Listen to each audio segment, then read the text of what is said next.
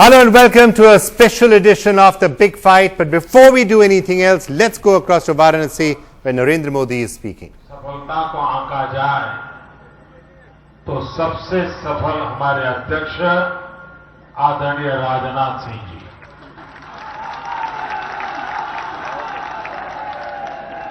उसी प्रकार उत्तर प्रदेश की राजनीति में एक नया सीमा चिन्ह अंकित करने वाले पार्टी के प्रदेश अध्यक्ष श्रीमान लक्ष्मीकांत जी वाजपेयी जी और भारतीय जनता पार्टी के उत्तर प्रदेश के प्रभारी श्रीमान अमित शाह जी, बनारस के सभी प्यारे भाइयों और बहनों,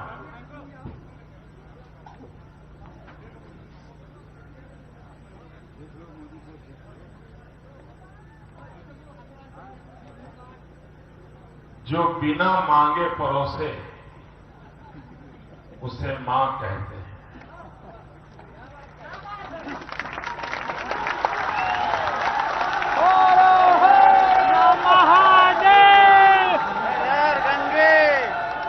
मुझे बनारस की जनता से मांगने का भी सौभाग्य नहीं मिला था। मेरे मुंह पर ताला लगा था और इसलिए मैंने आपसे मौन संवाद स्थापित किया था। एक बार भी एक शब्द बोले बिना, शायद हिंदुस्तान में कोई चुनाव हुआ हो, लेकिन मैं एक ऐसा जनप्रतिनिधि था, एक ऐसा उम्मीदवार था जिसे अपने मतदाताओं से बात करने पर रोक लगा दी गई थी।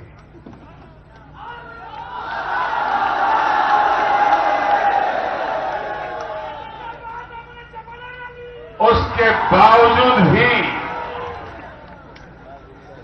बनारस के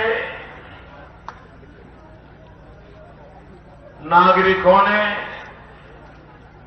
मेरे मौन पर भी मोहर लगा दी।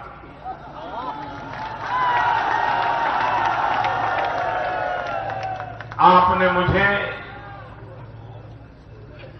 इतना जन समर्थन दिया, इतना जन समर्थन दिया और भारी बहुमत से मुझे विजयी बनाया। और उस इंसान को जो बनारस में 60 मिनट से ज्यादा समय नहीं दे पाया और नामांकन भरने के बाद तो बड़ी मुश्किल से मैं कार्यालय पहुंच पाया और उसके बावजूद भी आप लोगों ने जो आशीर्वाद दिए, मैं आज इस पवित्र धरती को भी नमन करता हूं और इस पावन धरती पर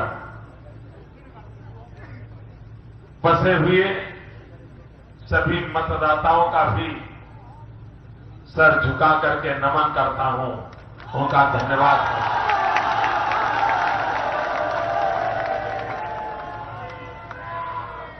और मैंने जिस दिन नामांकन भरा था,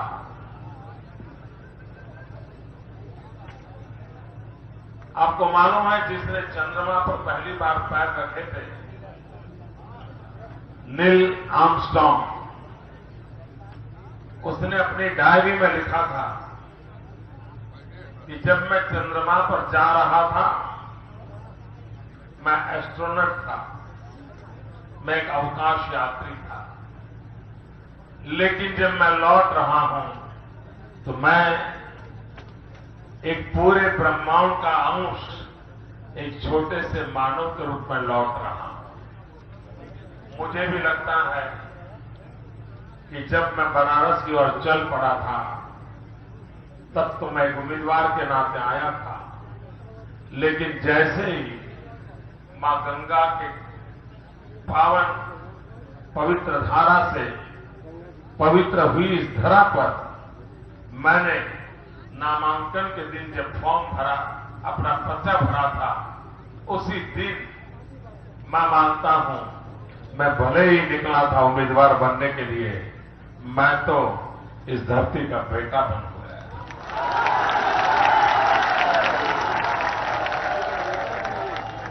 मां गंगा ने मुझे बुलाया, ये शहद मेरे भीतर से उठे हुए शब्द थे। शायद वो शब्द भी नहीं थे, मेरे अंतर मन में चल रही एक आध्यात्मिक प्रवाह की शब्द रूपी वो अभिव्यक्ति थी। और मैं आज भी जब मां गंगा के चरणों में आया हूं, उसको और अधिक गहराई से अनुभव कर रहा हूं। भाइयों बहनों, ये चुनाव के नतीजे, ये थोकबंद मत, ये भरपूर आपका प्यार, हर गली मोहल्ले पर लगे हुए मोदी के पोस्टर, वो मुझे आपका नहीं बना सकते। आपका मुझे बना दिया है मां गंगा ने।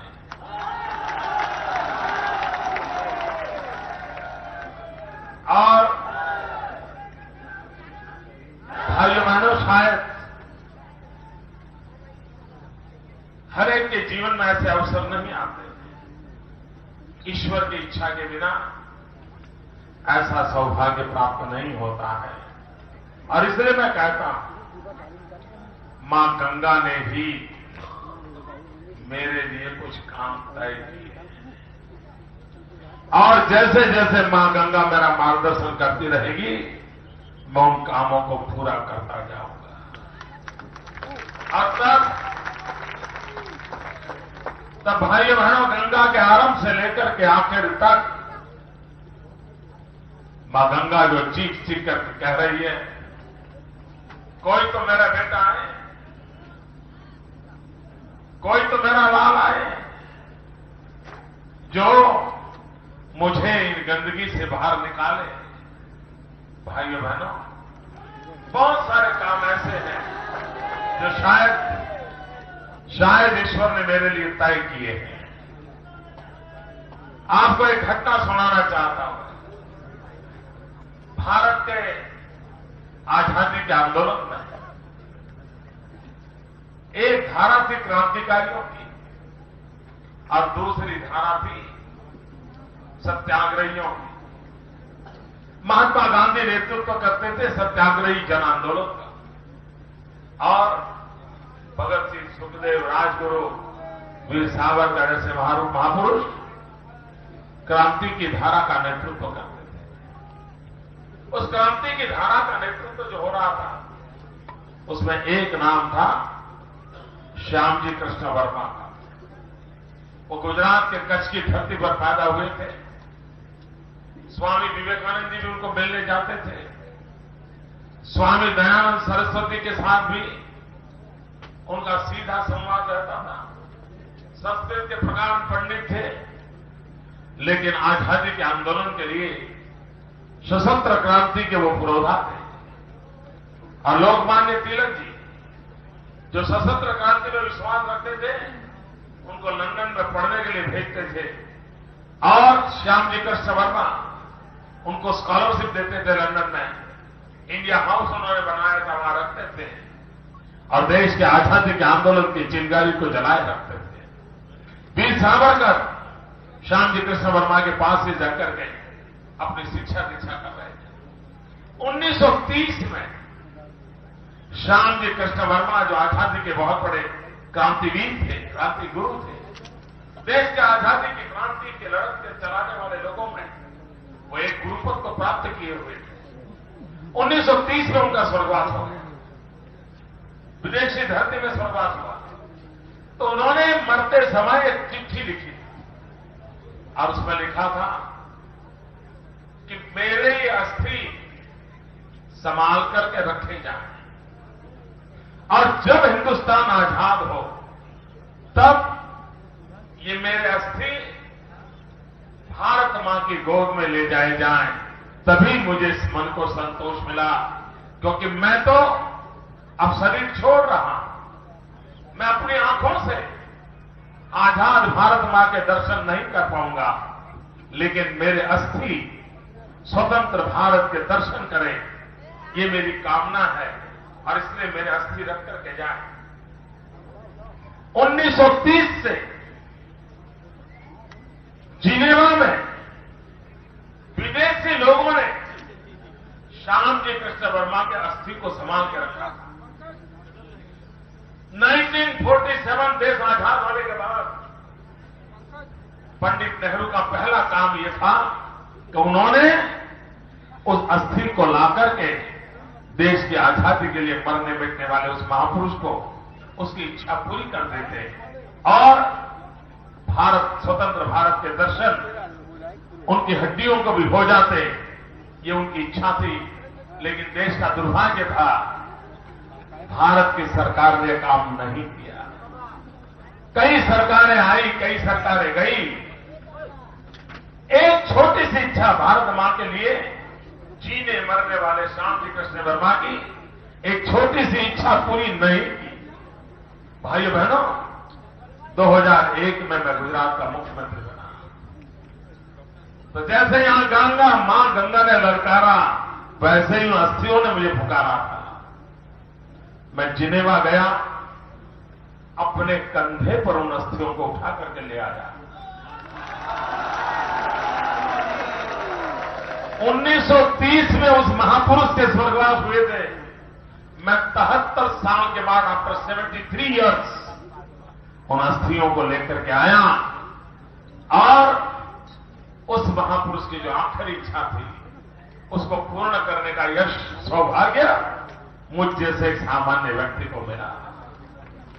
शायद श्यामजी कृष्ण वर्मा की इच्छा की पूर्ति ये भी शायद मेरे हाथ से लिखी थी। हो सकता है मां गंगा की सेवा करना भी मेरे नसीब में लिखा।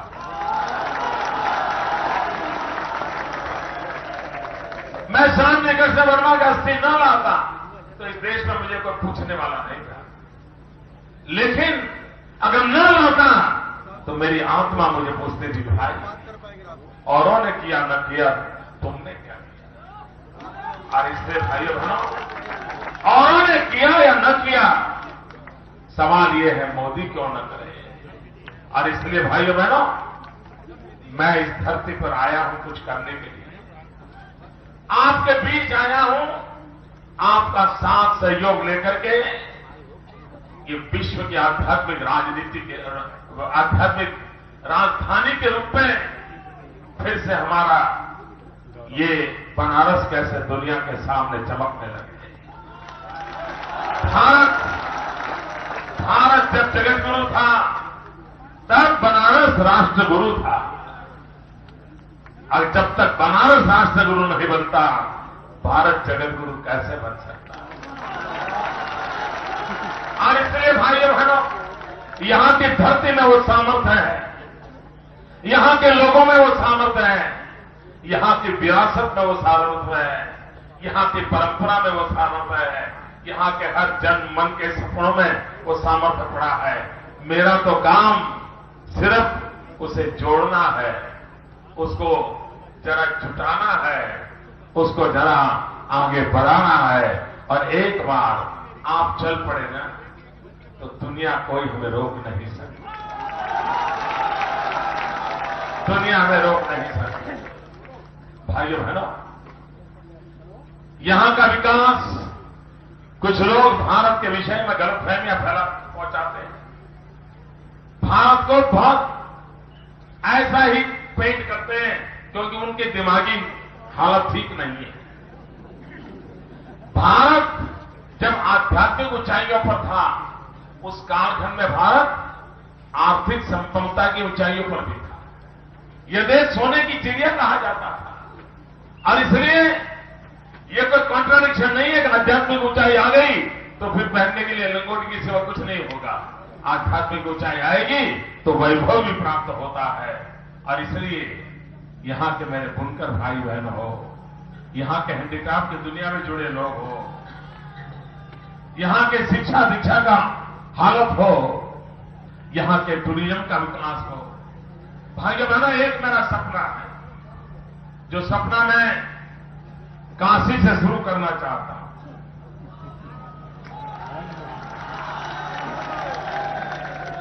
लेकिन वो काम सरकार नहीं कर सकती, काशी के नागरिक ही कर सकते। क्यों चुप हो गए? मैं जानता हूं काशी वालों से कोई काम करवाना बड़ा कठिन होता है। ऐसा नहीं कि मैं आपको जानता नहीं।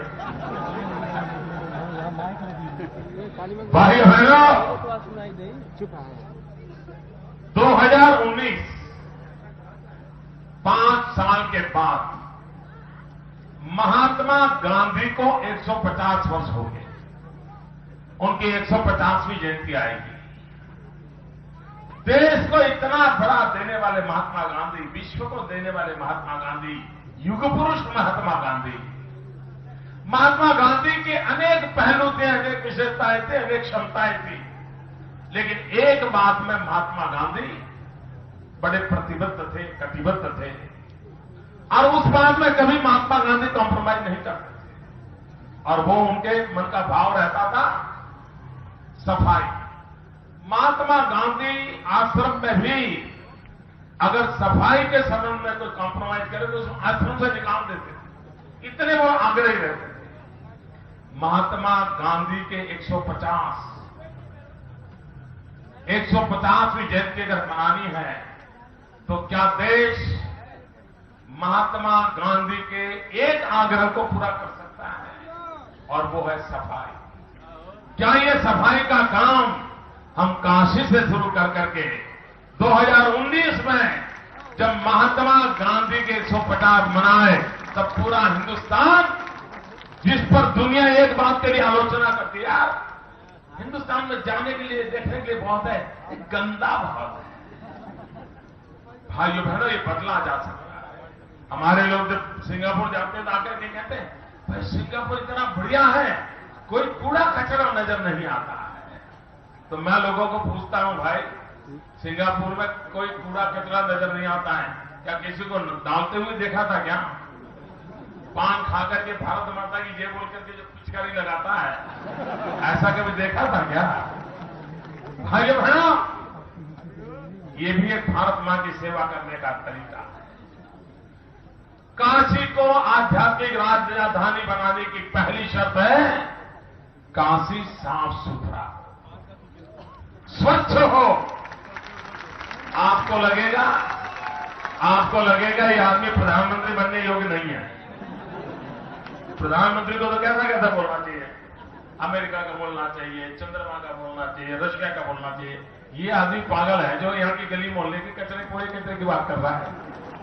भाइयों बहनों, उसी काम से मैं दुनिया बदल सकता हूं। इसी काम से दुनिया बदली जा सकती है। छोटे छोटे कामों से ही बड़े काम होते हैं, और काशी में छोटे छोटे कामों से शुरू कर करके बहुत बड़े कामों को पार करने का हमने तय करना है। और गंगा के किनारे खड़े होकर के संकल्प करके जाना है कि अब काशी की पहली हमारी जिम्मेवारी है, अब हम काशी को गंदा नहीं होने देंगे। काशी की गलियों को गंदा नहीं होने देंगे। हम तय करें कि मैं कम से कम कोई कूड़ा कचरा नहीं फेंकूं। एक बार इतना निर्णय कर लीजिए, अपने आप शुरुआत हो जाएगी। भाइयों बहनों, ये सब हम मिलकर के करेंगे। मैं आपके साथ कंधे से कंधा मिलाकर के काम करना चाहता हूं। और जैसा मैंने कहा, यहां पर आर्थिक उन्नति की भी उतनी संभावना है, यहां रोजगार की उतनी संभावनाएं हैं। यहां टूरिज्म के माध्यम से, यात्रा के माध्यम से पूरे विश्व को आकर्षित करने का सामर्थ्य है। बहुत सारे सपने संजो करके आया हूं आपके बीच में। बस सिर्फ वोट नहीं, मुझे आपका साथ और सहयोग। ऐसा नहीं चीज ये है, आप ये तो नहीं मानते ना कि मोदी को 5-7 लाख वोट दे दिए तो कॉन्ट्रैक्ट दे दिया, चल मोदी 5 साल में पूरा करेगा। ऐसा तो नहीं है ना? मेरे काशी वासियों, आपने मुझे कॉन्ट्रैक्ट तो नहीं दिया ना? हम सब मिलकर के काशी के सेवक हैं।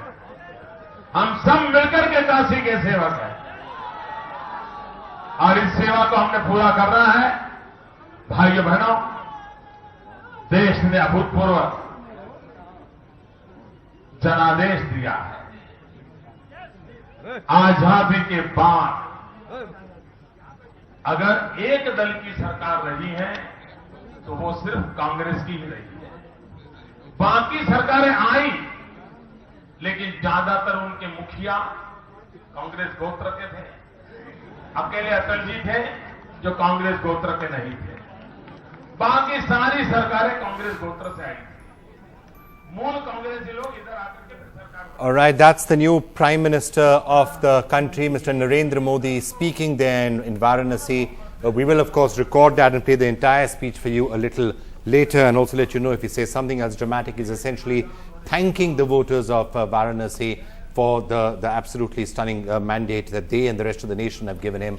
He's also talking about the crucial importance of keeping Varanasi clean, and that's one of the things that he wants their help in actually doing. Now, we have a huge panel here on the big fight to discuss all that's happened in the last 30 hours, really, since Narendra Modi got that decisive mandate and where we are heading forward. Also, the first few notes that he's striking, which I think are really significant. So, Mark Tully joining us, who's of course one of the keenest India observers for all this time.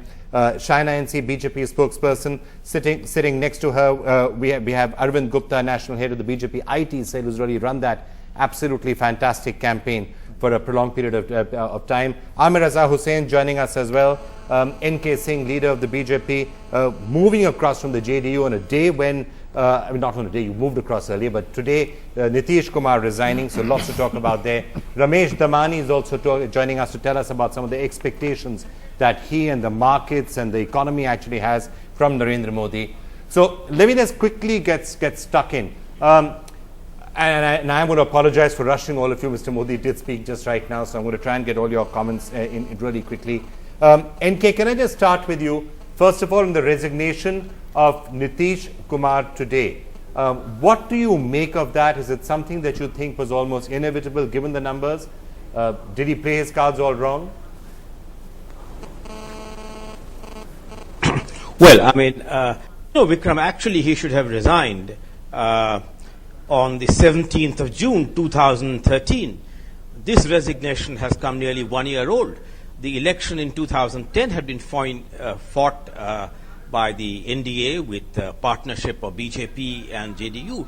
So in a sense, the legitimacy of Nitish's continuation after the 18th of June 2013, particularly when he was technically in a minority and was dependent on the support of 4 Congress legislatures and other independents through methods which we need not go into. That was what he had kept 18 portfolios with him. Development work had come to a grinding halt. So looking at all this, it would have been morally appropriate for him to have tendered his resignation then. Minority, yes, he's not dissolved the assembly just yet. So are you going to see the BJP trying to make an effort? And you know the numbers and the equations out there better than anyone else. Do you think the BJP is well positioned to try and make a bid for power in Bihar, or are we going to be almost certainly heading for elections there in about 6-7 months? Well, you know, there are 2 things, Vikram, here.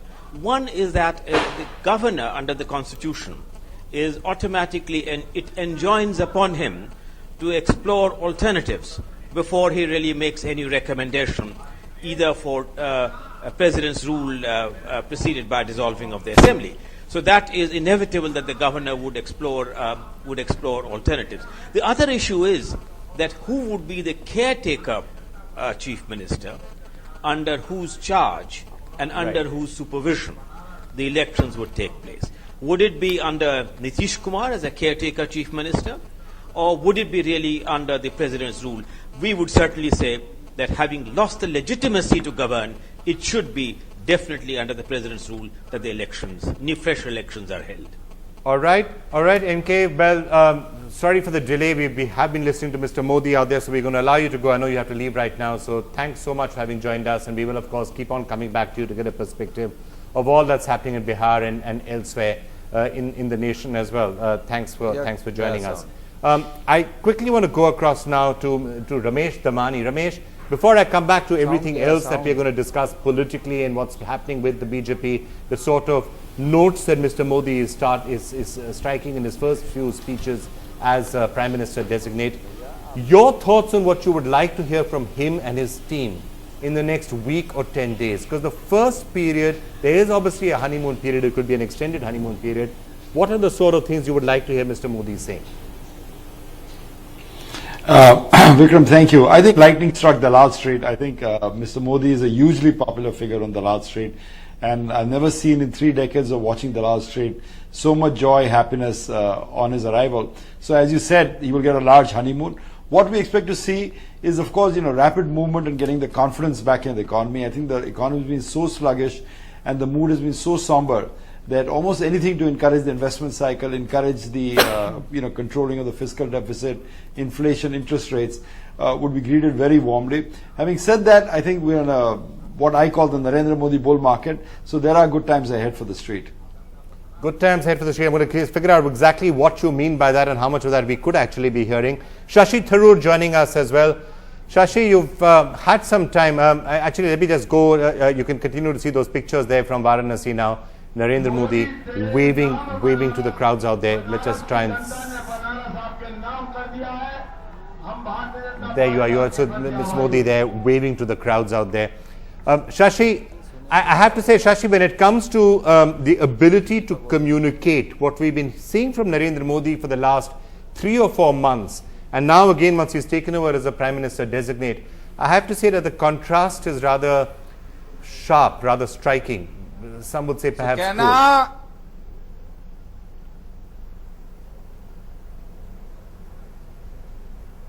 Shashi? I've just lost you. Okay, Shashi, I was trying to ask you about the contrast in communication style, the ability to communicate, and that I think is one of the reasons why the Congress just completely lost touch. Look at the sort of spectacle that the BJP has put on just in the last 24 hours. No, you're quite right that they have really done an outstanding job of communicating their message or marketing their product or whatever the word is. They have certainly, it's well organized, extremely well thought out, lavishly financed and brilliantly executed. And so the message has certainly penetrated the country quite extensively, and we're seeing the results of that in part. It's one very important factor in Mr. Modi's triumph, definitely, is his own and his party's communication work. And I think we can all learn a lesson from that, even if we may not all be able to finance our communications quite as expensively as the BJP has been able to do. It doesn't require a tremendous amount of financing to just come out and speak to the nation once in a while, talk to people. I mean, since he's become Prime Minister designate, I think that's the third or the fourth speech that third speech certainly that we've heard from him. Probably going to hear a lot more. That probably equates to, I think, 3 addresses to the nation that we heard in 10 years from Manmohan Singh. That doesn't require too much money. Well, look, that's a fair point. And I think, as you know, my personal bias is in favor of more communication rather than less. And the Congress Party's traditional reticence at the top is not something that I believe we should be persisting with in a 21st century democracy. I think you will be hearing from Congress leaders much more. You will be hearing from them more frequently and in more languages. And I think you're going to see that happening in the months and years ahead. It's inevitable. It's part of governance in the 21st century, that whether you're in power or whether you're in opposition, your voice must be heard. In my case, increasingly hoarsely, but it must be heard. But there are only 44 of you in the Lok Sabha right now, so some of you are going to have to do a lot more talking. There are not that many people to keep you company. I'm sorry to keep making these cruel remarks. We certainly intend to be as voluble and as effective as we can be given our numbers. Okay, slick marketing, heavily financed. Is that what? I mean, let me turn to you though. It was certainly very high tech, and I've been seeing that the entire world's imagination seems to have been captured by that, including comedy shows in the US talking about the 3D holograms and saying that isn't that great. As somebody who came up with a lot of that, the marketing was really effective, well thought out, including what we've seen today. I mean, just the ability to have road shows in Delhi and then Varanasi and Aarti on the banks of the Ganga. This is just, it's slick communication. Very good marketing. Well, it's the appropriate use of the forum, and you know, if a journey from the airport to the BJP headquarters, or when the permission was denied to Mr. Modi in Varanasi, he just travelled from BHU to his office in Sigra. I think the people will come and greet him and talk to him. And that's enough for them to see their leader in flesh, in person. I think, and that's exactly what Mr. Modi just said in Varanasi, that he didn't even speak a single word in Varanasi city. Still, the people, you know, overwhelmingly voted for him. So, I think, I mean, you know, the way we have used technology, in fact, reduces the cost. But I guess a lot of people need to learn that and understand that. Yeah, I mean, again, just as speaking to people in speeches is very cheap, sending tweets and doing all that sort of stuff. And we've been saying that for a Personalized long time, posters. but I guess, I mean, we need to understand that how do you do 360-degree communication? All right, so Mark, the communications, we've discussed all sorts of aspects of this, but I think today again, when we're seeing what was happening, the road shows today, we're now going to be building up to some of the serious business about who's going to get which ministry and which senior leader is going to sulk and not sulk and all of that. It's coming. But the communication message from Narendra Modi till now, throughout the campaign speech, I think he's pretty much nailed the communication. He made it a referendum on leadership, which was absolutely the right thing for him to have done, stuck to that message and gone on saying, I am inclusive, I'm not against anybody. It's a very clear message which he stuck to. Was that an important part of the mandate, you think? Yeah, I think it was a hugely important part, especially when you compare it with the Congress. You see, Modi basically, in my view, sold the dream, and he was the guy who was going to make the dream reality. And the dream was really the two words of Vikas and Badlav, or change and progress. Congress just came out with their tired old issues. They tried, for instance, to make the secular issues stick, but it just didn't work, it didn't stick. They tried their old Garibi Hatao type issues, helping the poor in various ways. Important, no one would deny it, but again, that didn't stick. And they tried the Nehru Gandhi family, loyalty to that, and that didn't stick. One other quick point, you saw such a sharp contrast yesterday in the way that the two parties have been communicating. Congress Party, what happens? Sonia Gandhi and Rahul Gandhi come out very briefly, stand there, make very brief statements, refuse to speak to the press and walk off. Really, you could say total non-communication. And then you see what has been the BJP has been up to. Now, I know that the BJP are winners, and in a way it's easier to communicate, but surely the Congress can do better than that. Right. Shashi, I mean, yes, we were talking about that, but what is the sort of, you're hearing the message that has also been coming, and I'm going to get Shaina in on this in a couple of minutes. I think in addition to the message that Mr. Modi has been putting out all this time, the message that he now seems to be putting out for the last 24 hours, if it's planned, then it's again very sound strategy. He's very clearly coming out in his Baroda speech and elsewhere, talking about, I need to take everyone with me, I need to take the entire country along with me. Is that again very carefully thought out message? Because that's been the one big question. You read the foreign media, that's the only question they've had. They said, oh, he's going to change India, he's going to change the Indian economy, all of that sort of stuff. Will he be divisive? And now he seems to be setting out this, coming out there and clearly again articulating a message saying, no, I'm not. Vikram, this is actually a very welcome message from Mr. Modi, because our big worry about him has always been that he would be a divisive ruler, that his record of sectarian belief and expression, his involvement in presiding over 2002, all of that would mark out a leader who would leave out large sections of our society from his vision. So his actually conveying explicitly the opposite message is extremely welcome. To say that he is a prime minister not only of those who voted for him but of the entire nation is the right thing to say. As you know, in a small way, I too was a beneficiary of this approach. When I tweeted my congratulations yesterday, I was startled 2 hours later to get a reply from Narendra Modi's account saying congratulations to me on my victory and adding, let us work together to take India forward. I must say that was very gracious and very impressive. If that's the kind of message that Mr. Modi consistently conveys, he will find, I'm sure, a receptivity elsewhere. We are all, after all, not so opposed to the development message, even if there are aspects of the Gujarat model we disagree with. It is the sectarian Modi we have been opposing. The development message, all of us as members of parliament want to see development in the nation and in our constituencies. Okay. And if he seeks our cooperation for development, he's bound to get that.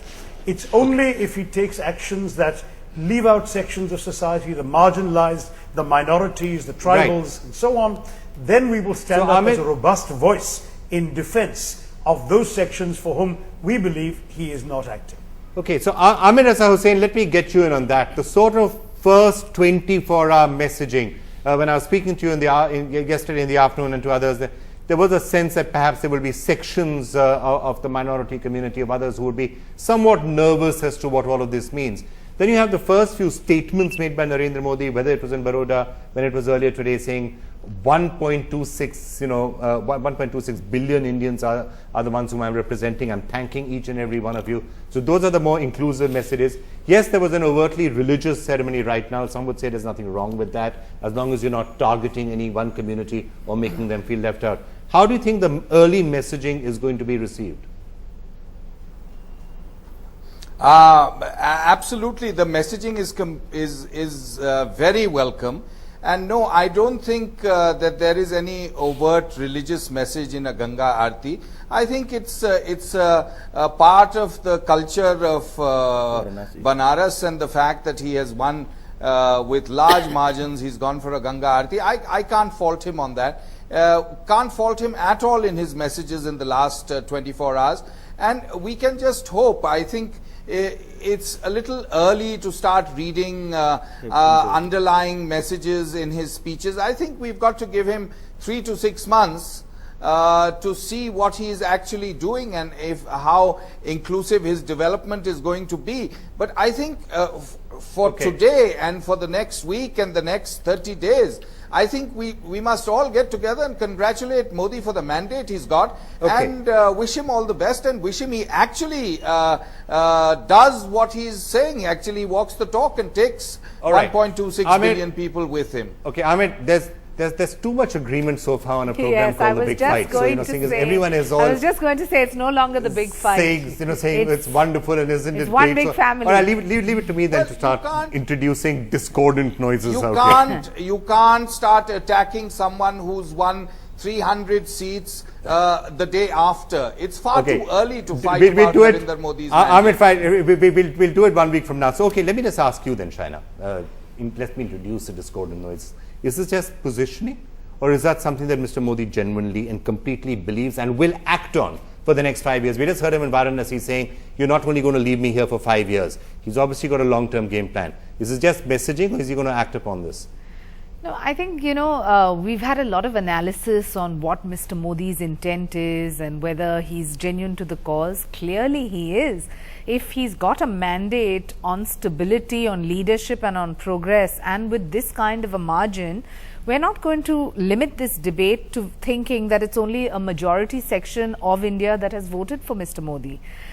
Today, politics is different. This is a new generation. You have first-time voters who really don't give a damn about history and all the baggage that comes with it. So you're There's saying no that caste, it's not creed, just culture. it's not just positioning. It's You're saying it will be a conscious part of his strategy. To make sure absolutely, but I everyone think is it's a taken along. conscious Because point that of, happens most of the.